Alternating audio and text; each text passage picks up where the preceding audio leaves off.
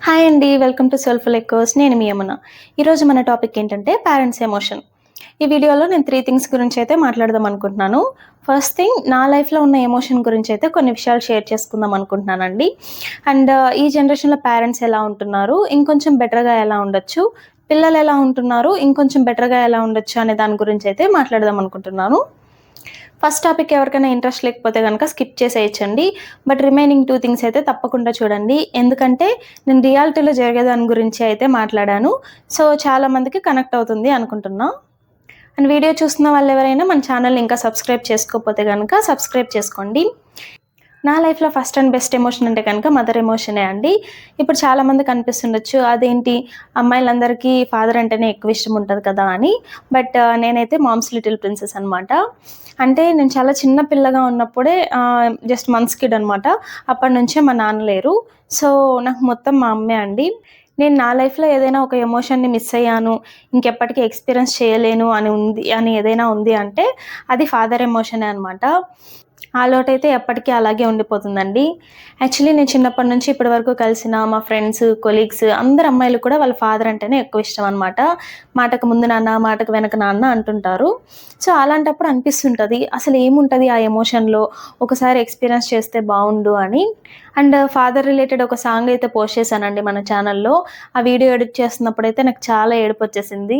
అంత మంచి ఎమోషన్‌ని నేను మిస్ అయినందుకు. బట్ జరిగిపోయిన దాని గురించి ఎవరం ఏం చేయలేం కదండీ. అంటుంటారు కదా, దేవుడు అందరికీ అన్నీ ఇవ్వడు అని. సో, నా లైఫ్‌లో ఈ ఎమోషన్ రాసి పెట్టలేదనుకుంటా. బట్ ఆ ఒక్క లోటు తప్పించి ఇంకే లోటు లేకుండా అయితే పెంచిందండి మా అమ్మ. మా అమ్మ మా కోసం చాలా చేసిందండి. ఇంకా చేస్తూనే ఉంది. యాక్చువల్లీ సింగిల్ పేరెంట్‌గా ఉంటూ ఇద్దరు అమ్మాయిల్ని పెంచి ఒక మంచి పొజిషన్‌కి తీసుకురావడం అనేదైతే అంత ఈజీ కాదండి. నేనైతే మా అమ్మ పడిన కష్టాలని, స్ట్రగుల్స్‌ని చాలా దగ్గర నుంచి చూసాననమాట. చాలామంది చెప్పారండి మా అమ్మకి, "ఏముందిలే 10థ్ వరకు చదివించి ఏ టైలరింగో నేర్పించు, లేకపోతే ఎవరో ఒకరికిచ్చి పెళ్లి చేసేయి" అని. బట్ మా అమ్మ అయితే ఎక్కడ గివ్ అప్ చేయలేదు. తను పడిన కష్టాలైతే మేము ఫేస్ చేయకూడదు అని తిని తినకుండా రెస్ట్‌లెస్‌గా వర్క్ చేసేది. అంటుంటారు గదా, కంటి మీద కునుకు లేకుండా అని. సో, అంతలా కష్టపడైతే మమ్మల్ని పెంచి మా కాళ్ళ మీద మేము నిలబడే ఒక స్టేజ్‌కైతే తీసుకొనొచ్చిందండి. నేనైతే చాలా ప్రౌడ్‌గా చెప్పగలనండి. మా మదర్ చాలామంది మదర్స్‌కి ఇన్‌స్పిరేషన్‌గా ఉండగలరు అని. ఎందుకంటే షీ నోస్ ఎవ్రీథింగ్ అనమాట. లైక్ పిల్లల్ని ఎలా పెంచాలి, ఎక్కడ ఫ్రీడమ్ ఇవ్వాలి, ఎక్కడ స్ట్రిక్ట్‌గా ఉండాలి, మనీ మేనేజ్‌మెంట్ కానీ, ఇలా అన్నీ తనకి చాలా బాగా తెలుసనమాట. నాకే ఒక్కోసారి షాకింగ్‌గా అనిపిస్తుంటదండి, అసలు ఎలా మమ్మీ ఇలా అని. బట్ నాకెప్పుడూ ఒకటే బాధగా అనిపిస్తుంటదండి. ఏంటంటే నేను మా అమ్మతో స్పెండ్ చేసిన టైం చాలా తక్కువ అని. నాకే కాదండి, ఈ జనరేషన్‌లో ఆల్మోస్ట్ అందరికీ అలాగే అనిపిస్తుండొచ్చు. ఎందుకంటే మనం చిన్నప్పటి నుంచే స్కూల్ అని, కాలేజ్ అని, ఇట్లా జాబ్ అని, ఆల్మోస్ట్ ఫ్రెండ్స్‌తో ఇంకా బయట వాళ్ళతోనే ఎక్కువ టైం స్పెండ్ చేస్తుంటాం. మన పేరెంట్స్ వాళ్ళ లైఫ్‌ని మన కోసం కష్టపడడంలోనే సాక్రిఫైస్ చేసేస్తుంటారు. సో, అందరూ కూడా స్పెండ్ చేసే ఆ కొంచెం టైం అయినా సరే చాలా హ్యాపీగా ఉండడానికైతే ట్రై చేయండి.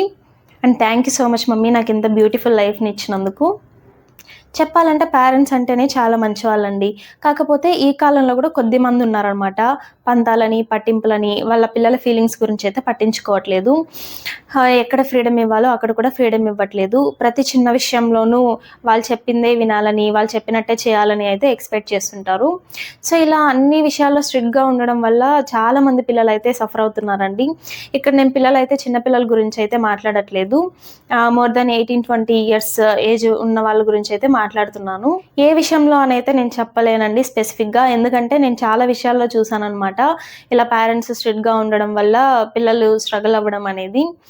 అది కెరియర్ పాత్ చూజ్ చేసుకునే విషయంలో కావచ్చు, లైఫ్ డెసిషన్స్, లేకపోతే చిన్న చిన్న హ్యాపీయెస్ట్ మొమెంట్స్, ఇలా ఏవైనా కావచ్చు. అసలిది ఎలా ఉంటది అనంటే, మీ పిల్లలు ప్రతి చిన్న విషయంలోనూ వాళ్ళకి నచ్చినా, నచ్చకపోయినా మీరు చెప్పినట్లే ఉంటున్నారు, మీరు చెప్పిందే చేస్తున్నారు అనంటే, దాని మీనింగ్ వాళ్ళ లైఫ్‌లో కూడా మీరే బ్రతుకుతున్నట్టు కదండీ. మరి వాళ్ళ లైఫ్‌లో వాళ్ళెప్పుడు బ్రతుకుతారు? అంటే ఒక స్టేజొచ్చిన తర్వాత వాళ్ళ లైఫ్‌ని వాళ్ళకి నచ్చినట్లుగా బ్రతికే ఫ్రీడమ్ అయితే మీరివ్వాలి కదండీ. ఈ వీడియోని ఎవరైనా పేరెంట్స్ చూస్తుంటే గనక అందులో కొంతమంది నెగెటివ్‌గా మాట్లాడొచ్చు. అదేంటి ఇన్ని ఇయర్స్ మేము పెంచి పెద్ద చేసిన వాళ్ళకి ఆ మాత్రం అధికారం ఉండదా, హక్కుండదా అని. నేను అలా అయితే చెప్పట్లేదండి. అన్ని విషయాల్లో కాదు. బట్ మీరే కొంచెం ప్రశాంతంగా కూర్చొని ఆలోచిస్తే మీకే అర్థమవుతుందండి. మీరు ఏ విషయాల్లో అయితే చాలా స్ట్రిక్ట్‌గా ఉంటున్నారో, ఆ విషయాల్లో మీ పిల్లలు నిజంగానే హ్యాపీగా ఉన్నారా లేదా అని.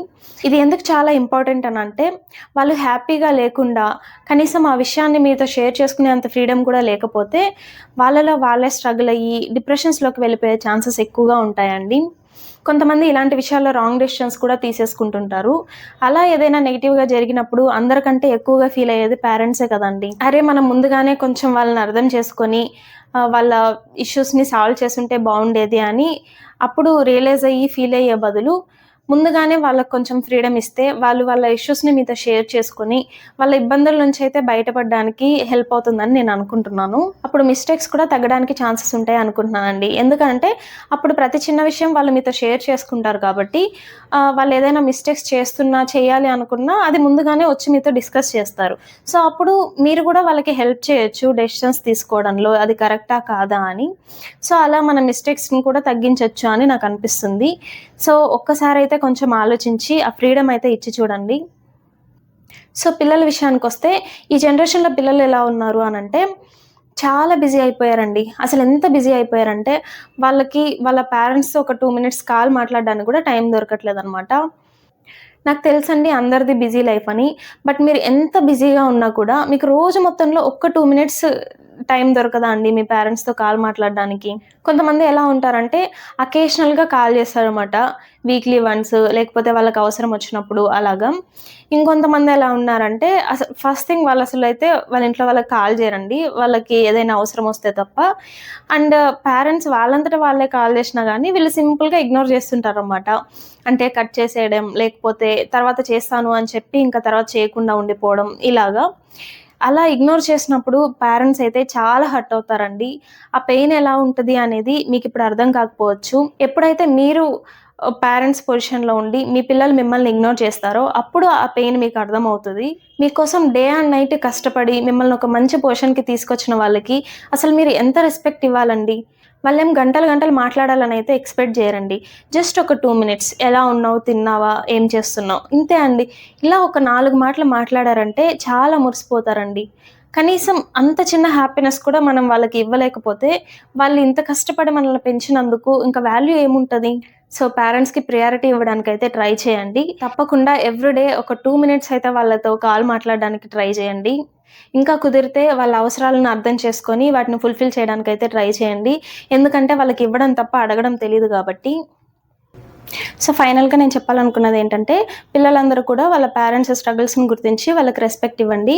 అలాగే పేరెంట్స్ కూడా పిల్లలకి ఎక్కడైతే ఫ్రీడమ్ ఇవ్వాలో అక్కడ ఫ్రీడమ్ ఇచ్చి చూడండి.